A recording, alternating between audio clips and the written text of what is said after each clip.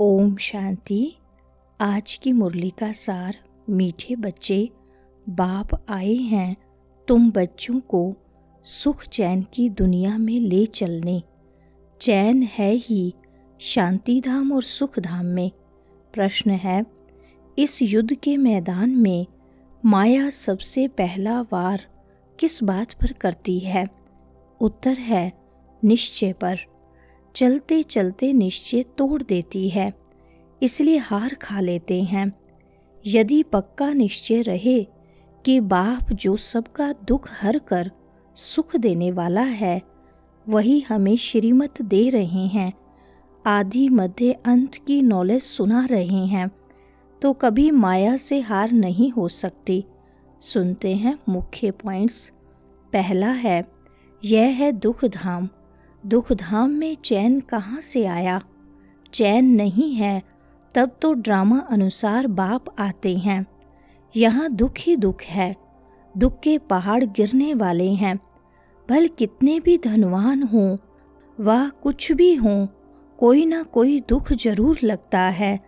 तुम बच्चे जानते हो, हम मीठे बाप के साथ बैठे हैं, जो बाप अभी आए हुए हैं। ड्रामा के राज को भी अभी तुम जानते हो। बाप अभी आए हुए हैं, हमको साथ ले जाएंगे। दूसरी पॉइंट, यहाँ तुमको बाप कितनी बातें समझाते हैं, घर में जाने से तुम भूल जाते हो। है बड़ी सहज बात। तुम कितने थोड़े हो, आहिस्ते आहिस्ते वृद्धि को पाते जाएंगे। तुम्हारा बाप के साथ गुप्त लव है। कहाँ भी रहो, तुम्हारी बुद्धि में होगा बाबा मधुबन में बैठे हैं।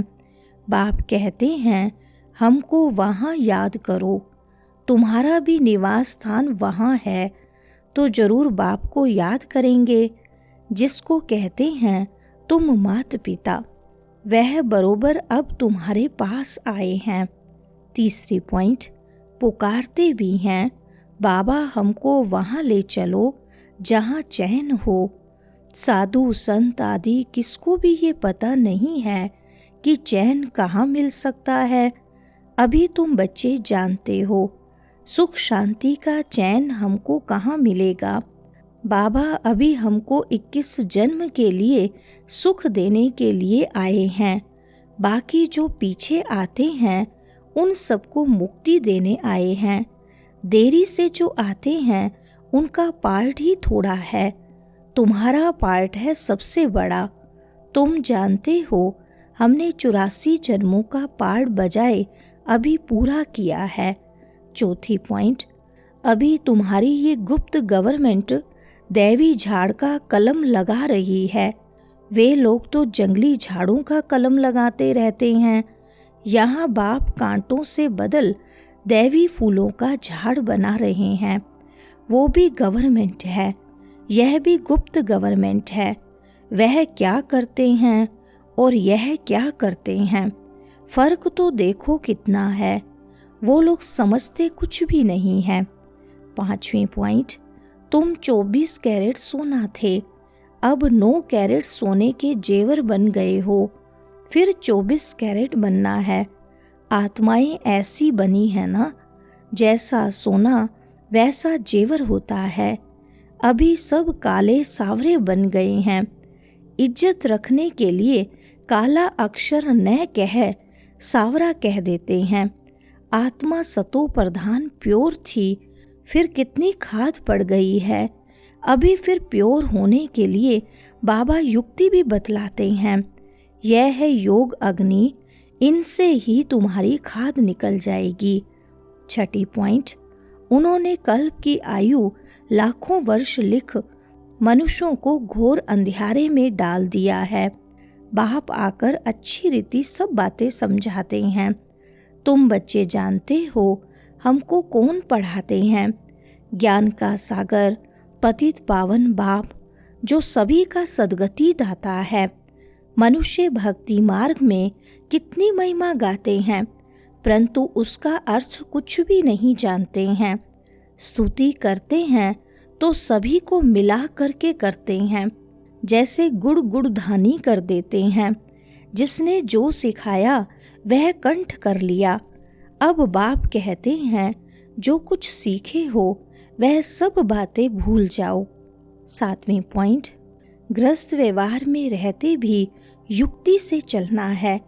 याद एक बाप को ही करना है। तुम हो राजयोगी, घर वालों को भी ऐसी शिक्षा देनी है। तुम्हारी चलन को देख फॉलो करें। कभी आपस में लड़ना झगड़ना नहीं है। अगर लड़ेंगे तो और सब क्या समझेंगे। इनमें तो बहुत क्रोध है।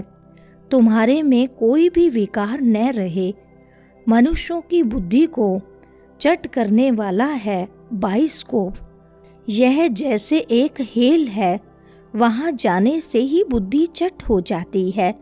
8वें पॉइंट, बाप कहते हैं मामेकम याद करो और आसुरी गुण छोड़ो। कुछ मेहनत करेंगे तब तो विश्व का मालिक बनेंगे। रोज रात्रि को अपना पोता मेल निकालो। यह तुम्हारा व्यापार है। यह विरला कोई व्यापार करे। 1 सेकंड में कंगाल को सिरताज बना देते हैं। यह जादू ठहराना। ऐसे जादूगर का तो हाथ पकड़ लेना चाहिए जो हमको योग बल से पतित से पावन बनाते हैं। दूसरा कोई बना न सके। गंगा जी से कोई पावन बन नहीं सकता। 9वें पॉइंट, तुम बच्चों में अभी कितना ज्ञान है। देवियों के भी कितने चित्र आदि बनाते हैं। उनको हथियार देकर भयंकर बना देते हैं। ब्रह्मा को भी कितनी भुजाएं देते हैं। अब तुम समझते हो ब्रह्मा की भुजाएं तो लाखों होंगी। इतने सब ब्रह्मा कुमार कुमारियां यह बाबा की उत्पत्ति है ना, तो प्रजापिता ब्रह्मा की इतनी भुजाएं हैं। अब तुम हो रूप बसंत। तुम्हारे मुख से सदैव रत्न निकलने चाहिए। इन रत्नों की कोई वैल्यू कर नहीं सकते। 10वें पॉइंट, कोई बड़े बड़े आदमी बाबा के लिए समझते हैं कोई महान पुरुष है, उनसे जाकर मिले। बाबा तो कहते हैं पहले तो तुम बच्चे उनको बाप का पूरा परिचय दो। परिचय बिगर क्या आकर करेंगे। शिव बाबा से तो तब मिल सके जब पहले पूरा निश्चय हो। कई साहूकार आते हैं, समझते हैं हम इन्हें कुछ देवें। गरीब कोई 1 रुपया देते हैं, साहूकार 100 रुपया देते हैं। गरीबों का 1 रुपया वैल्यूएबल हो जाता है। जब तुम्हारा प्रभाव निकलेगा फिर पैसे का क्या करेंगे। 11वीं पॉइंट, प्रदर्शनी आदि देखने आते हैं, परंतु फिर 2-3 बारी आकर समझें तब समझना चाहिए। इनको कुछ तीर लगा है। देवता धर्म का है। इसने भक्ति अच्छी की है। भल कोई को अच्छा लगता है, परंतु लक्ष्य को पकड़ा नहीं है तो वह किस काम का। बोलो यह ताबीज है। इनको समझेंगे तो सभी दुख दूर हो जाएंगे। ताबीज पहनते ही हैं दुख दूर होने लिए।